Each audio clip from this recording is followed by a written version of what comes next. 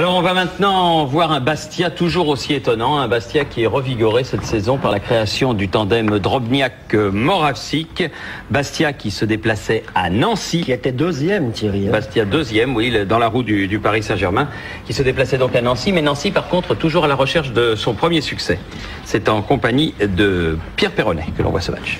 Gardien novice à Nancy, lanterne rouge pour accueillir la meilleure attaque du championnat. Bastia deuxième au classement. On joue à peine depuis 45 secondes. Bonora, service au millimètre pour Gray, qui glisse le ballon entre les jambes de Pifto. 1-0.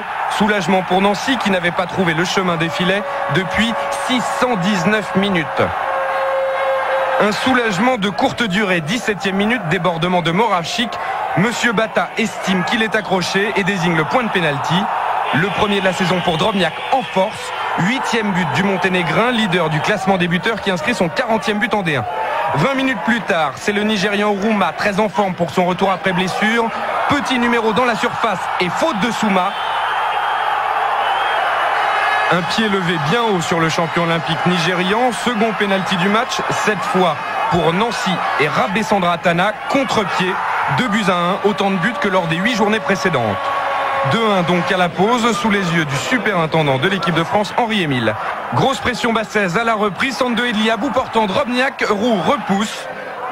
Et puis à 25 minutes de la fin, l'Écossais Fullarton, entré 18 minutes plus tôt, perd son sang-froid. Il est expulsé pour ce tacle sur Phil Gray. Mais dans la série des gestes idiots, l'Écluse s'illustre en touchant ce ballon de la main. Deuxième pénalty pour Bastia et Drobniak. Mérou détourne, un exploit du jeune gardien. Ce n'est que partie remise. À moins d'un quart d'heure du coup de sifflet final, Van de Castel adresse un centre impeccable, repris victorieusement par Moravčík. 2 buts partout, score final. Les Corses sont sauvés des eaux. Le duo Moravčík-Drobniak, auteur de 3/4 des buts de Bastia, a encore frappé.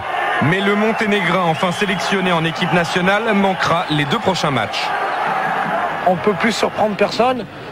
Bon, il faut assumer ça. Est-ce qu'on a les moyens de l'assumer? Réponse dans les semaines à venir. Je dirais que quand on veut rejouer un rôle, il faut savoir prendre des points extérieurs. Il faut savoir sortir des pièges, des traquenards aussi. Et puis, il faut continuer sur le même rythme à domicile. La pression pour Frédéric Roux, 23 ans, appelé à suppléer Wimbe suspendu, découverte de l'élite. Qu'est-ce que tu vas conserver comme souvenir de ce match? Tout d'abord, ma fébrilité du début de match. C'est la première fois que j'entame un match aussi nerveusement. Par la suite, c'est merveilleux à vivre.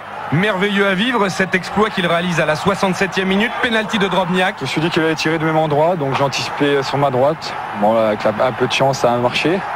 Et si Roux s'inclina 2 fois, il reste néanmoins vaincu après 5 matchs en D2, 1 en Coupe de France et désormais 1 en D1.